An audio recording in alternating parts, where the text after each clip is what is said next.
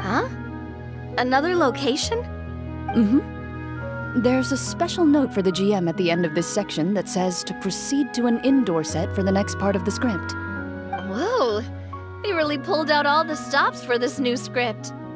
Well, even if we end the game for the day, we can still stay a little longer and hear Clorinde finish her story, right? Paimon wants to hear more about the history of the Hunters. Something tells me you just want to finish the free desserts before we break for the day. That's just a coincidence, okay? Besides, to Paimon, not finishing free food feels even worse than having to buy her own. And anyway, Paimon really does want to hear more about Clorinde's master. Well...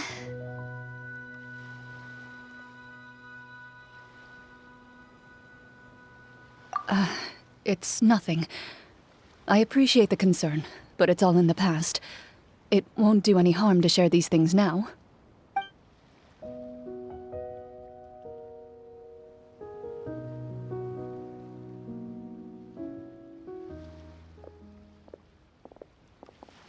My earliest memories are of living with Master.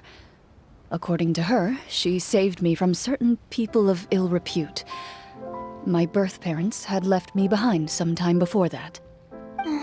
What a heavy beginning for a life story. Master was a fascinating individual, if inexperienced in the ways of raising children. My first ever toy was a short sword. Although I suppose it wasn't so much a toy as something Master removed from her waist and handed to a noisy child in need of distraction. Oh wait, so she handed an actual sword to a child? Isn't that dangerous? Did you hurt yourself? Of course I did. I cut my palm and bled quite a lot. But Master was not concerned. She just stood there and casually lectured me about it. "See, that's what you get for not holding the sword properly," she told me. She then crouched down next to me and said, "Give me your hand. I'll teach you to bandage this wound. After that, it's time to learn how to truly hold a blade." Excuse me for asking this, Clorinde, but how old were you exactly when all this happened? Probably around, 3, give or take. 3? Isn't that when most kids are still struggling to hold a fork? As I said, Master was rather inexperienced in the ways of raising children. She believed trial and error was the best way to teach a child what they're capable of. I'm not so sure this is a question of experience. I didn't see anything wrong with her ways at the time. And anyway, children don't get to choose how they're raised. Oh, she did bring me back a pet from Liyue once. It was a Geovishap hatchling. A Geovishap hatchling? For a pet? That seems even more dangerous. What she said was this: make sure to get along, you two. If you really can't agree on something, just settle it with a fight. Whoever loses is the real pet. And how old were you when this happened? 5. Well, did you win? No, I lost.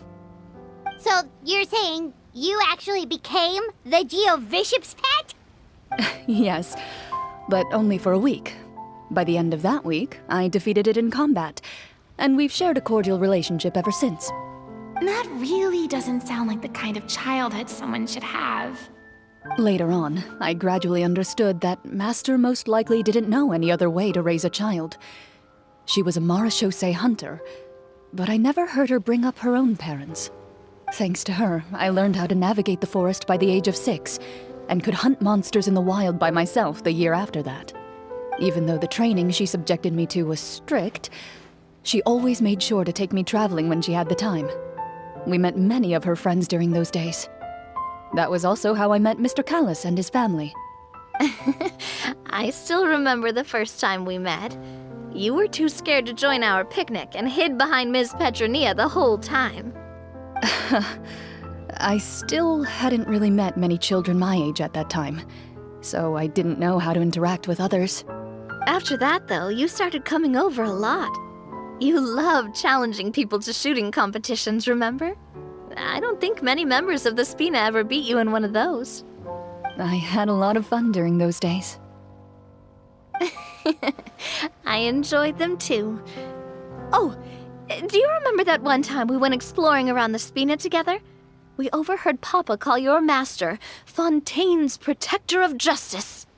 We tried to pretend like we never heard anything, but you nearly let it slip that one time.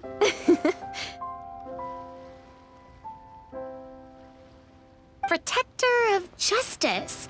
Oh, wait, you mean that vigilante hero from 20 years ago? The one who is always active at night? Yep, that would be her. She often would put on a black cloak and go out at night. I never knew where she went or what she was doing. Until, like Navia said, we overheard the truth from Mr. Callis that night. 20 years ago, huh? I still remember the guards leaving all kinds of witness reports about her on Nervalette's desk. My apologies. Oh, there's no need to apologize. You had nothing to do with it. And anyway, everything she did was for a good cause. Although, calling herself the protector of order was a bit much. Especially when she deliberately operated outside the law. Huh? When did the protector of justice become the protector of order? Oh, she had a bunch of code names. I heard she would just come up with a name on the spot whenever she was asked. Later on, she probably got sick of answering those questions and decided to stick to just two. The protector of justice and the protector of order. That sounds like her, all right. I bet she forgot which of the two she'd use by the time she got back each night. Well, she certainly sounds like a fascinating individual. With her strong sense of justice, it's no surprise her student followed in her footsteps. It's true. I always wanted to become like her. Someone powerful, independent, and with a strong sense of conviction. But...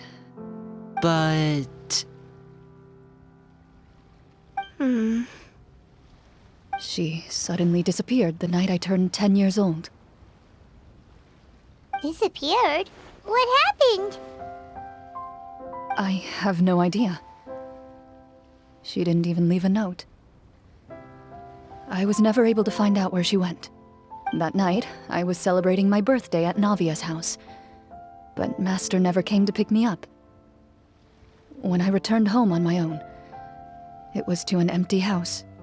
When she still didn't appear after a few days, I went to Mr. Callis's house to ask about her whereabouts, but he only shook his head. Papa probably didn't know either. I know he sent a few people to investigate the matter in secret, but they never found any credible leads. Don't worry, I understand. To be perfectly honest, given Master's personality and way of doing things, it all made a lot of sense.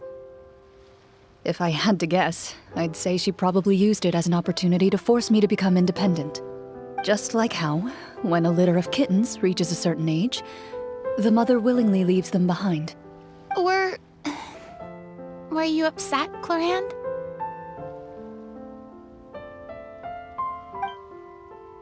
I was at first, but not anymore. I don't believe Master would suddenly disappear for no reason. There must have been something she just had to do. Well, despite everything, you still managed to follow in her footsteps and become the greatest champion duelist in all of Fontaine. You're practically a living symbol of law and justice. I suspect my position would be far too by the books for her. Master always did whatever she pleased. But you're right. I suppose I do take after her in some ways. Who knew Clorinde had such an interesting past? I never had the chance to ask her about it before. I wonder... if Clorinde's master were the champion duelist back then, would that duel against Mr. Callis have gone differently? Oh no. Judging by the atmosphere, Clorinde and Navia are probably thinking something similar. The mood just got super awkward all of a sudden. Well, anyway. Would you look at the time? It's getting dark, so we should probably call it a day for real this time. If we keep talking like this, we really will be here all night. I had a great time today, Miss Clorinde. Thank you for being our GM. Anytime. The script was good, but I've got to say, your childhood stories were even better. Hey, you should tell us more about that fight against the Geo-Bishop sometime. Maybe your master was onto something. You could be right. What does she mean, onto something? I certainly don't know any 5-year-olds who want to fight a bishop in their spare time. Guess I'll head back as well. I need to save my energy if I want to continue enjoying the story tomorrow. You're that excited to hear about my fight with the bishop? I was talking about the script.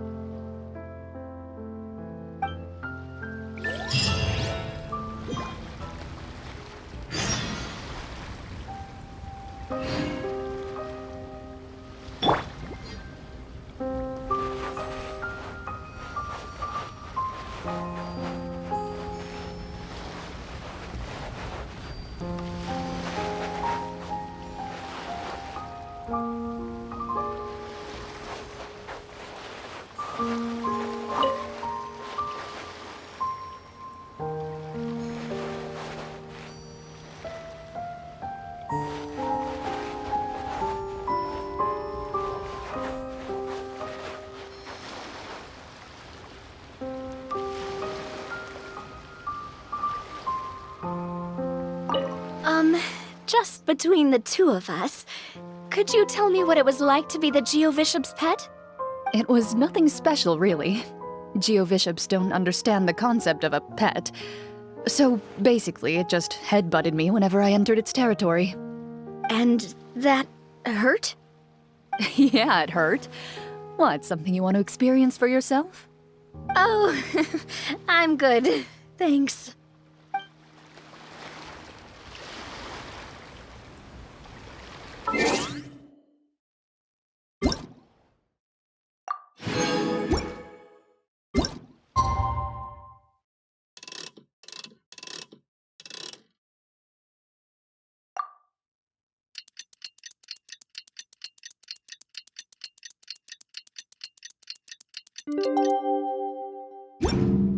I wonder when I'll be as— Let's go meet up with the group! Paimon's really looking forward to today's story.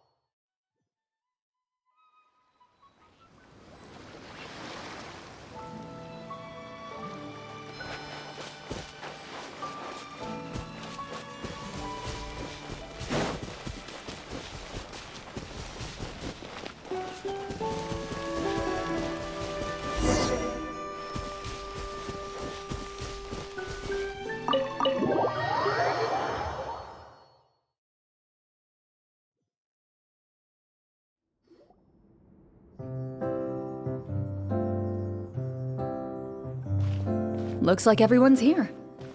Now, before we begin, why don't we finish where we left off yesterday? There was an important decision to be made, yes? I'll pour everyone a cup of tea. Is that really the most important part, though, Clorinde? Paimon's more concerned about our current surroundings. Heavy walls, cold railings, dim lights.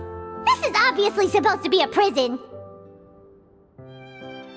I admire the work put into the set. Still, it's obvious the scriptwriter has never paid a visit to the fortress of Marechaussee. So this set is going to be a part of the script? Unfortunately, that is something I can neither confirm nor deny. Anyone think Clorinde's smile is starting to look kinda scary? Well, whatever happens, we'll just have to push on. But first, we should really figure out what to do with this treasure. If we're worried about arousing suspicion because of our identity, why don't we give ourselves a different name, just like Clorinde's master did? Yeah, it might be better to keep a low profile. As long as we're helping people, it doesn't matter who we are or what we're called. Staring at me won't get you anywhere. Or did you want some more tea? Oh, Paimon's good. Thanks. Why aren't you saying anything, Navia? Wait, what's that next to you? Oh, this is the short sword Clorinde mentioned last night. I found it. Huh. I'm surprised you managed to track it down after all this time. Well, I made sure to take good care of it, considering the circumstances in which you gave it to me. Of course I had to keep it safe. Anyway, where were we? Oh, right. I was just thinking about all the potential ways for us to break out of prison. We could dig a tunnel, or try to bribe the guards. Wait, we haven't been thrown into prison yet, have we? Well, it's only a matter of time.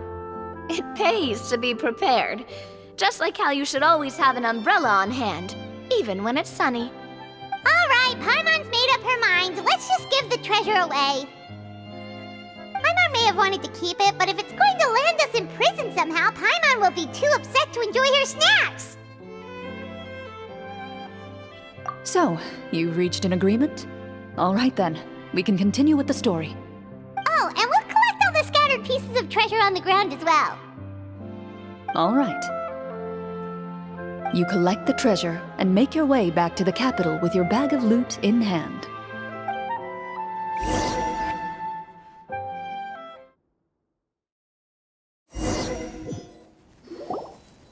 The city is still shrouded in a gloomy, oppressive atmosphere, but your spirits are surprisingly high. In places where sunlight struggles to reach, you generously share your wealth with the children, the elderly, and the poor in urgent need of help. Thank you, kind soul. The elderly woman's look of gratitude follows you as you walk away, her eyes never leaving your back until you move entirely out of sight. However, there's still quite a bit of Mora remaining. It appears you haven't made much progress. She's probably trying to tell us to speed this up. We need to hurry up so we can address the sorcerer problem. Should we go find that man again at the square? He seemed like a pretty responsible guy. I'm sure he knows the people here far better than us. Oh, good idea! Just as you start to make way to the square, intent on finding the man again, there's a voice.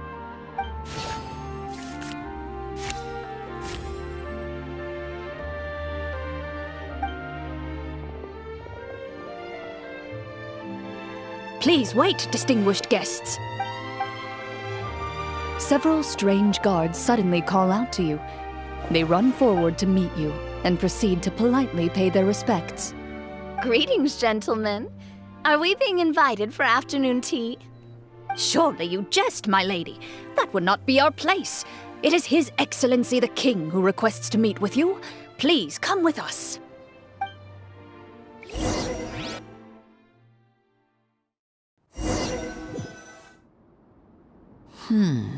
Do you think this could be a trap? Well, we have to investigate the court at some point, right? Meeting the king himself would be a fantastic opportunity to do that. I say we go for it. If something happens, we'll just turn the whole place upside down. That sounds a little intense. After a quick discussion, you nod to the guards and agree to follow. They lead you all the way to the audience hall of the palace. Gilded tables line both sides of the hall. The space itself is adorned with all manner of expensive antiques, glass shelves, and silver candlesticks. The items appear quite ordinary in size and dimension, yet their presence somehow makes the emptiness of the hall feel even more surreal and ominous. Wow, it's so luxurious! The elderly king, clad in a magnificent robe, sits upon the deep crimson throne before you. He wears above his head a majestic crown, with a gemstone the size of a bird's egg set right at the very front. As you observe it, you see a complex pattern of light reflect off its surface. They're here, Your Majesty. A man dressed in dark clothes, likely a minister, shields his mouth with his hands and bends down to whisper a few words to the king. After a moment, he lowers his hands and stands back up. His gaze shifts to fixate on your group, but he does not move from his place at the king's side. The king does not appear entirely aware of his surroundings. The man by his side, though. We should keep a close eye on him. The king remains still and says nothing. The minister is the one who speaks.